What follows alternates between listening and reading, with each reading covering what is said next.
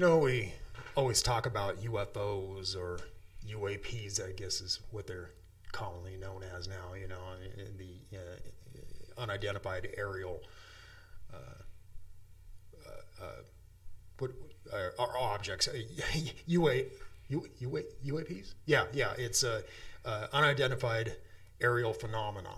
Okay. And I guess that more accurately describes it, but I swear I'll always call them UFOs. But one thing we've never talked about on this show is we've never talked about USOs, underwater or unidentified submergible objects or submersible objects. And certainly we've never talked about underwater alien bases either. Nope. But anyway, that's what we're going to be talking about today. But first, before we get into it, I want to remind everybody that we have a group over at Facebook called the Black Lotus Discussion Group. And if you're into this stuff at all, you definitely want to go over there and join, check it out. We have a lot of experts in the paranormal and UFOs, ufologists and people who investigate cryptids and stuff like that. So definitely check it out. I think you're really going to enjoy it. And also, don't forget to like and subscribe. And if you like our stuff, definitely share it. We don't get enough of that, and I know people are liking our videos here and our podcasts. So definitely share it if you like it. So yeah, definitely. And also, I want to remind everybody that we have the podcast over at Anchor, and so definitely follow us over there. But anyway, let's get into this today. So I think the first thing we ought to talk about is that structure that's about, I guess it's about 6 miles off of Malibu's Point Dume in California. And it's this massive structure.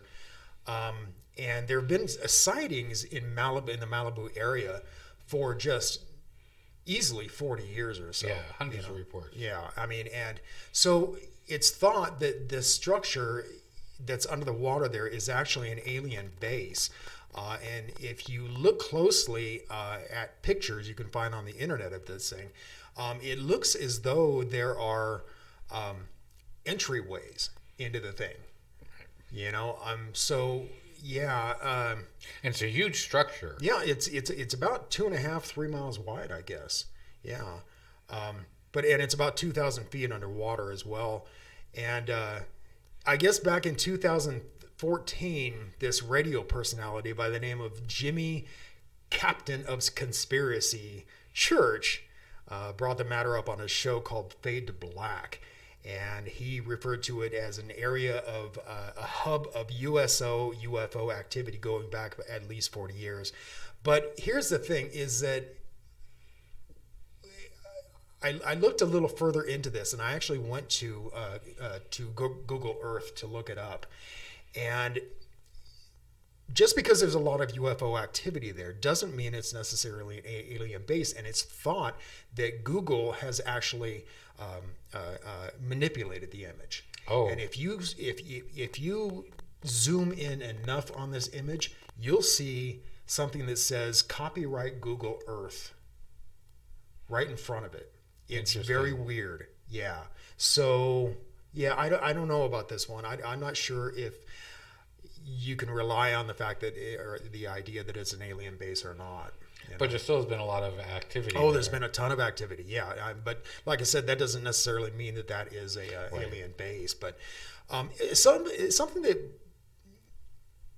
kind of plays with my mind here is that if it's thought that UFOs can teleport from one place to the other, intergalactic teleportation, why would they need a base at all?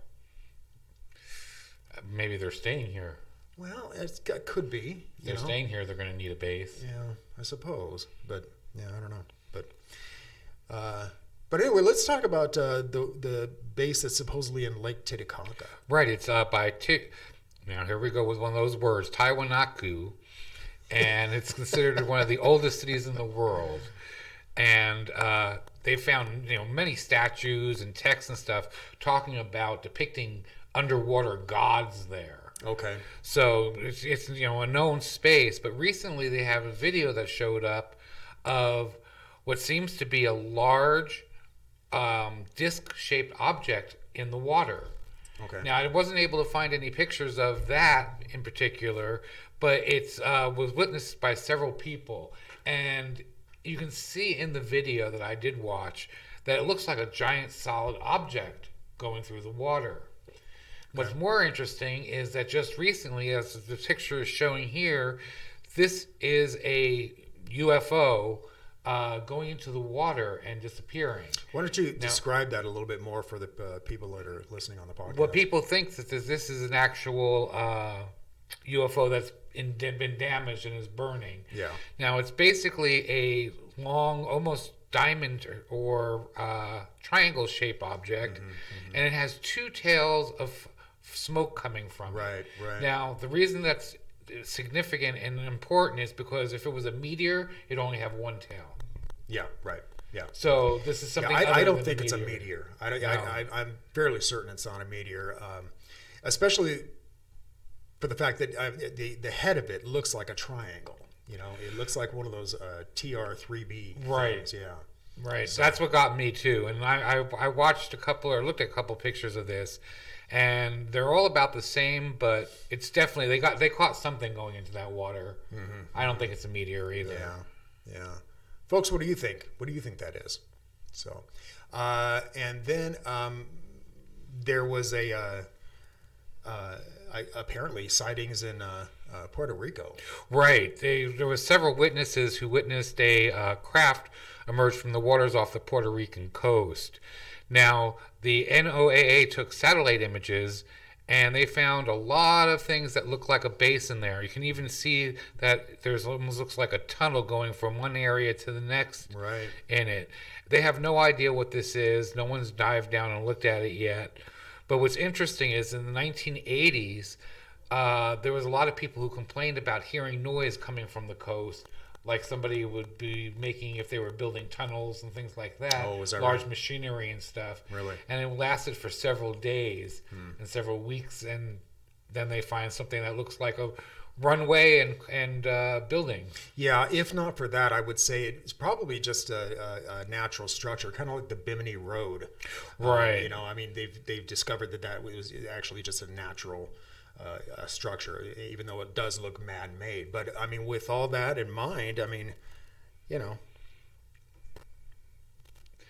One other one that I thought was really interesting was one that was in the Baltic Sea. Now, this is a sonar image of the waters. Basically, Peter Lindberg and Dennis Asberg, they're Swedish diving team, and they're out hunting for treasures. And when they did a sonar scan of the ground, they found this large structure. That does not look natural to me. No, it really doesn't. And it kind of looks like the Millennium Falcon. Yeah, I thought the same thing. But it doesn't look like it's something that's naturally made. No. It could be, don't get me wrong, but we were talking about structures today, and I just happened to come across that one, and that one's like, whoa. Yeah. And, you know, the thing is that, you know, we've talked about, you know, ancient civilizations before and how they've possibly been overtaken by the ocean, kind of like Atlantis and that kind of thing. So, I mean, that's entirely. Maybe this lends credence to that. You know. Yeah, it's either some type of structure. It could be a gateway into something else. I don't know. Speaking of the Baltic Sea, I just was reading an article recently, and I want to say this happened maybe about a week ago or so. But anyway, they had a weather station, an underwater weather station there, and suddenly it wasn't reporting data back. And so they sent some divers to it, and they found that it was just gone. The whole station. And they were saying, you know, it was too heavy for somebody to just come and take it. But all they found was this cable that was apparently attached to the thing, and it was just ripped. Wow. And the whole station is gone, and they're like, we don't know why or where it is. You know, I mean, and they again, you know, and you know, I mean, there are pirates out there that would take this thing, you know, for parts or whatever, you know, to sell. but they were saying it was far too heavy for somebody like that to do this. So what happened to it? Yeah, that's the question. I mean, and again, this happened in the Baltic Sea as well. I mean, right off the coast of Germany. But yeah, kind of interesting. It is interesting. Anyway, let's get on and let's talk about Guantanamo. Oh, Lake Ontario? Guantanamo. I'm sorry. That happened. I shouldn't say it happened. It started in the 1960s that there was a former Marine who served there and said that there was an underwater alien base there. There are many sightings of objects going in and out of the water, and he even managed to capture several on film.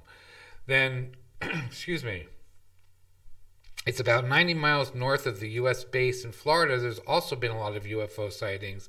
So what this is a dull metal object that has blue lights in it, and they've seen it going in and out of the water. And back in 1987, Ed Walters actually got this picture, plus several others of it. Now, I would say, okay, this looks like a pretty bad image, and it's pretty blurry, and what this is. But he wasn't the only one who saw it. There was actually several hundred witnesses that saw this also. So what is it doing? There's got to be something out there over the water. And as I've said before, these reports where there's mass sightings are more credible to me than just some guy saying that he saw something. Or he said also that he had gotten hit by one of the blue beams that were coming down from it, and that he couldn't move. He was paralyzed. So that's interesting. But several people, like I said, hundreds of people saw it, so it wasn't just him. And he did catch his photo. You mentioned Lake Ontario, and Lake Ontario is known for their sightings, right? And almost like what is that place in Florida, near up by the Panhandle, Gulf Breeze, and I mean there's UFO sightings there all the time, and so it's suspected there may be a base there as well. But anyway, Lake Ontario has a lot of sightings, and but the one I wanted to point out is in August of 1981, 5 witnesses, again, it's a mass sighting kind of thing, 5 witnesses who were driving alongside Lake Ontario one evening saw a dome-shaped craft flying over the water. And they followed the craft, I guess, for some time, and then it began to descend into the water, and it was out of sight at that point. Wow. But I mean, so you see, there are a lot of wherever there are a lot of UFO reports in around water areas, I think it's entirely possible there could be bases. I agree. But I mean, you think about this, and we know more probably about Mars, the surface of Mars, than we do about the surface of the ocean. Some of the deepest ones. And so I see no reason why an alien race couldn't hide out there. Yeah, if they can get across the universe, I think they can go down deep in the water. Right. Most definitely. But anyway. Well, there's another sighting that I want to talk about in Wales, off of the Puffin Islands in Wales. And back in 1974, there was a lot of people talking about solid objects and lights going in and out of the sea near the island. But what I found fascinating about this one was not only was the people witnessing this, but people who were abducted. There were many abductees out there, and they all say about the same thing, that the aliens all said they came from a base under the sea. Yeah. Huh.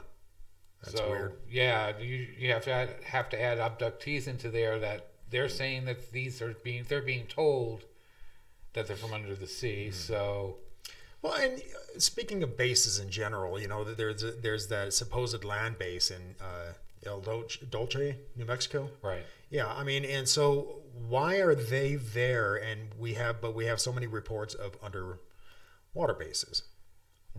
Same place, same reason why, because there's maybe different races. That's what I'm thinking. I'm wondering if it's a different species, perhaps.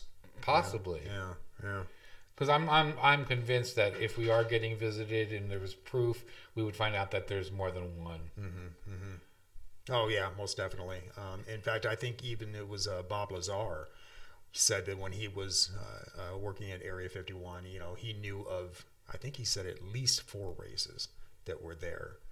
So yeah, I mean, whether they're reptilian or they're the tall grays or the tall whites or the grays, I mean, so I mean, I don't know, who knows?